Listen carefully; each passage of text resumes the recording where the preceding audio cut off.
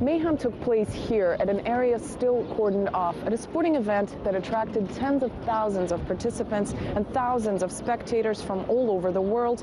Two bombs went off just seconds apart from each other at the finishing line of the Boston Marathon. The explosions were so strong that they sent debris flying onto rooftops, ripping off people's limbs, leaving 3 people dead and over 175 people injured. Despite all of the money the United States spends on security, it was a surveillance camera of a department store that helped pinpoint the two brothers behind the tragedy. Several memorials like this one have been set up throughout the city of Boston to remember the victims. The 3 people who died include an 8-year-old boy and 2 young women, a 29 and a 23-year-old. Over a dozen victims remained in critical condition for several days, many of them needing follow-up surgeries despite having had amputations. The 2 suspects lived in an apartment on the 3rd floor of this building in Cambridge. Now, they came to the United States, the 2 brothers of Chechen origin, back in 2002. The younger brother, Jahar, became a naturalized citizen on September 11th last year. The older brother had a green card, dreamt of joining the United States Olympics boxing team to get a passport. All of the people who knew them were shocked to find out that they're the suspects in the bombings.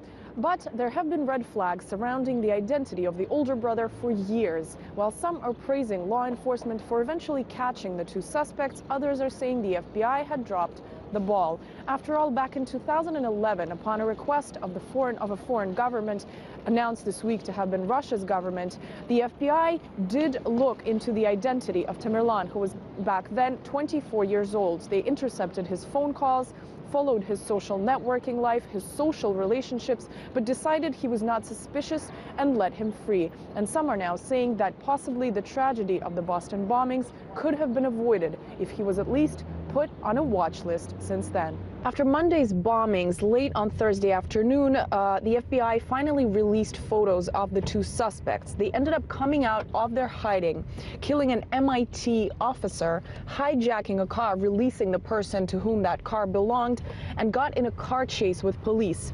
The police officers said that the 2 brothers were throwing explosive devices out of their car and shooting.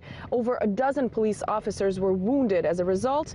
Eventually, the older brother, 26-year-old Tamerlan, got out of the car to continue the shootout with the police officers. The younger brother stayed in the car, ended up running over his older brother, getting away in the car, which he eventually abandoned and was able to get away on foot. In the meantime, police officers captured Tamerlan and took him to this hospital in Boston, suffering multiple injuries. This is where he died shortly after 1:30 a.m. on Friday morning.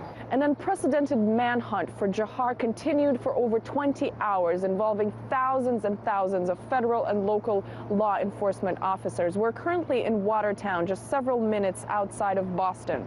Now, law enforcement officials had established a perimeter in this area, going from door to door, trying to locate Jahar's whereabouts. Where they ended up finding him was just a block away from the area they were searching. He was hiding out in one of the houses in this area in a dry docked boat. A local neighbor, the person living in this area, saw a blood trail and led police to the area where Jahar was hiding. Now, a helicopter of the officials was also able, using heat signature technology, to locate Jahar hiding out in this boat, even though he was covering himself up. Now, it's important to note that a 2-hour standoff and shootout between police and Jahar continued. Eventually, we know that there was negotiating attempts because the officials were very interested in getting him alive. Eventually, they were able to arrest him, take him into custody. Following his arrest, Jahar was taken to the same hospital where his brother died. Also having suffered severe injuries, he has been undergoing medical treatment under heavy guard. Jahar was said to have suffered injuries to his throat, either as a result of a suicide attempt or the shootout with police, and has been unable to speak. He did, however, awaken on Sunday night and was able to sporadically answer the FBI's questions in writing. After a week filled with tragedy, shock, fear, and a mass lockdown, the city of Boston has breathed out a sigh of relief. But locals want to see justice and find out the motives behind the terror act that made so many question the illusion of safety they had been living under. Anastasia Churkina, RT, Massachusetts.